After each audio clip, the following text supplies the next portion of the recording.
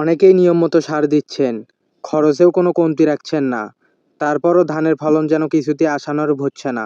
বেশিরভাগ ক্ষেত্রেই আমরা ভাবি সমস্যাটা হয়তো সারের কোয়ালিটিতে, নয়তোবা সারের পরিমাণে কম দেওয়া হচ্ছে।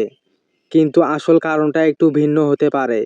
আপনার জমির মাটির পিএইচের কারণেই মূল সমস্যা দেখা যায়। আজকের ভিডিওতে আমরা সহজ ভাষায় জানব পিএইচ আসলে কি, কেন এটা এত গুরুত্বপূর্ণ। সহজভাবে বলতে গেলে পিএইচ হলো মাটি কতটা অম্লীয় আর কতটা ক্ষারীয় তার একটা পরিমাপ। এই মাপকাঠিটা চলে 0 থেকে 14 এর স্কেলে।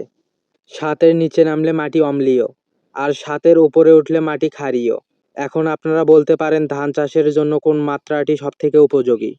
সাধারণভাবে বাংলাদেশের বেশিরভাগ ধান চাষের জমিতে 5.5 থেকে 6.5 এর মধ্যে থাকে।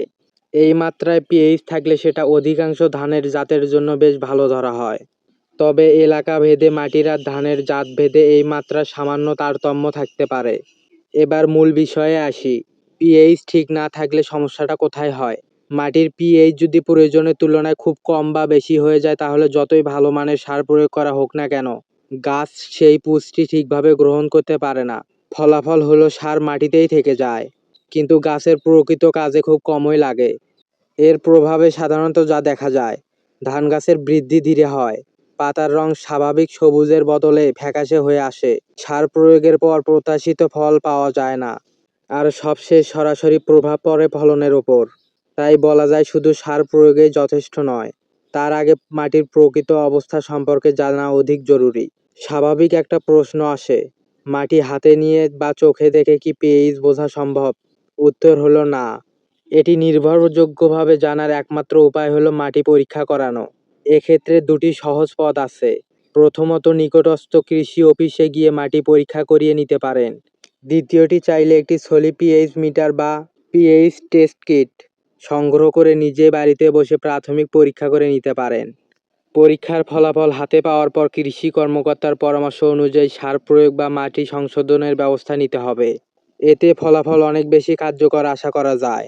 আমরা প্রায়ই ফলন বাড়ানোর আশায় সার প্রয়োগ বা বাড়িয়ে দেই, অথচ মাটির পিএইচ নিয়ে ভাবিই না।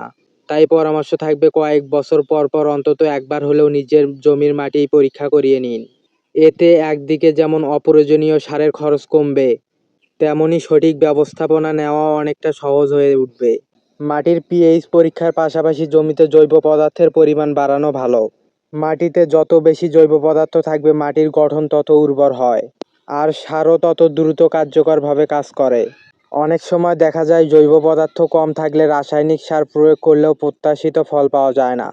ভিডিওটি যদি উপকারে আসে তাহলে একটি লাইক দিয়ে যান, কমেন্টে আপনার মতামত জানান, আর কৃষি বিষয়ক এমন বাস্তব ও তথ্যভিত্তিক ভিডিও নিয়মিত পেতে চ্যানেল সাবস্ক্রাইব করে রাখুন।